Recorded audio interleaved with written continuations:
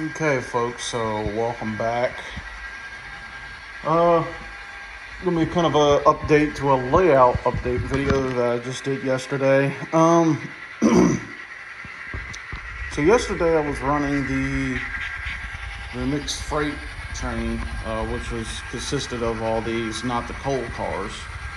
And a few of the cars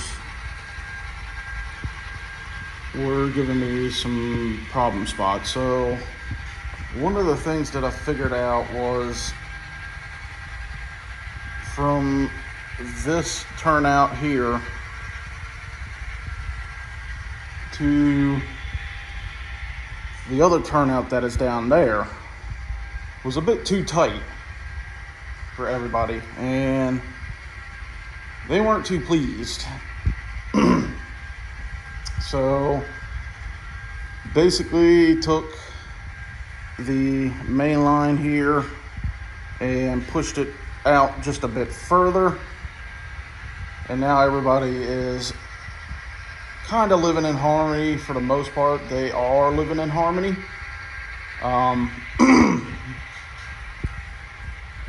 Let me mute these two guys real fast. Give me a second. There. They were living in harmony. However, like I said, the track was just a bit too tight for some of these cars, so I had to widen it out. I don't have one of those Pico radius template things, so kind of had to go by eye, mostly because of these Intermountain coil cars. They were just not really too pleased with the tightness of the radius that I was putting on. Now, oddly enough, when I was running the Bachmann 22 radius sitting right there, no problems. They loved it. They could handle it. So kind of found out a little funny. I might have had it a little bit tighter than the 22. This shouldn't be 22, but I'm trying to just go at it by eye.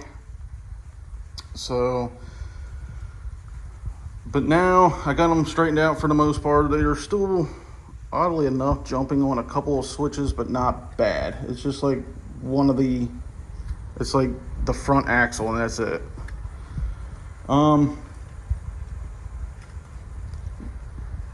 Another little problem, oddly enough, I'm going to have to sort out is down here still, from here to in this area. And this is going to be mostly a coupler problem.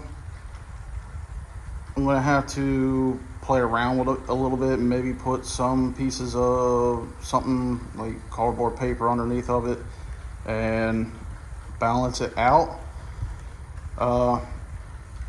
Because I had to do the same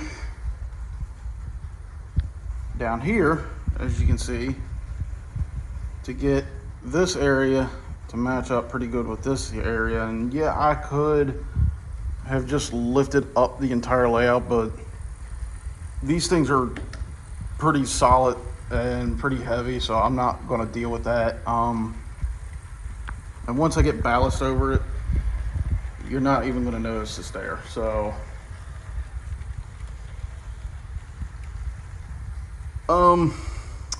which one was it? One of the two Overland models here. I think it was the i5BA here. Oddly enough, was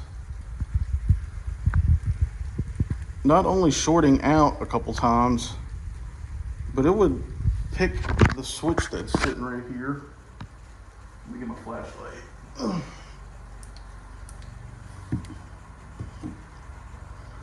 But it would pick the switch that's right there, and somehow it would derail. So it would be like, just pick it over just a slight bit, just enough to derail. So I will have to play around with it. I don't think it's the track, because most of the time, even on the Bachmann track, he wasn't too happy with that either. So the other thing, these, sorry I keep making y'all dizzy.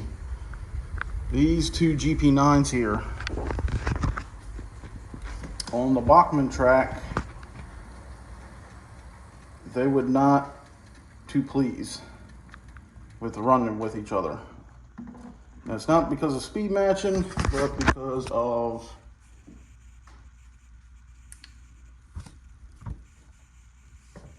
let's see if I can make it a little brighter. There we go. But these little foot plates that are down here, they would constantly catch on to each other, and I could use some long shank couplers, but I just really tried not to. I want to try to keep these things looking as kind of prototypical as I can. So they were acting up a little bit, but now, as you see, they ran around a lap a couple times, so they're doing pretty good. Another thing, I don't know if I mentioned this in the last part of the video, but I'll do it anyway. As you can see, there were feeders here, but I had to move this whole section back just a little bit more. So that does give me a bit more of a playroom, especially right here, because it was almost like right over this section. So I was like, nah, we got to move that back just a little bit. And luckily it's a lot better. So hopefully when I start laying some more track down, this will help it out a lot more. So there's that. Same thing with down here. I had to play around with this area quite a bit. Like I said, I put a small section of track here. So that is a little tighter than I liked it, or than I would have wanted, and it's not as in as I would have liked it, but if I'd done any a little bit further in, it would have kind of, let's see if I can do this. It kind of would have went more like that. So, and I wanted to try to keep this area here as open as possible. So yeah, there will be a siding right here that will run right along next to this eventually. And I might even, someday down the line, I might even take out a piece here and a piece where the wagon top box car sitting right here, or about right here, and put a switch in that is also going that way, and maybe put a industry over here where the Digitrax box is sitting, and put another small industry right over here where this tank car is sitting. So the spool of wire that you see right there, that will be my main bus line, and that is 20 gauge wire. So this will be my bus line. I might even go smaller, or bigger, I'm sorry. I might have to try to find something a little bit bigger, but if I can get away with using that, I'm gonna go ahead and use it. Feeders here, I already got the wire hanging loose. Got another pair of feeders here, so they're hanging down right there. Feeders there, and feeders here. So 4 little sections of feeders. And I'm mostly just running off of this one. Like I said, everything's been running good. I don't know. I do have some insulated rail joiners. I don't know. I don't think I will need them from what I've been watching on videos. But this will be for the freight car yard, so that'll be relatively it's kind of a medium-ish size rail yard in here. Won't be really much, but it'll be something. And then the same thing with down here. It'll come out the other way over here. This is for a locomotive facility / maybe even a caboose industry. So what I'm thinking of, just do a 22-inch curve radius into about here, and then kind of just come down into here and play around. So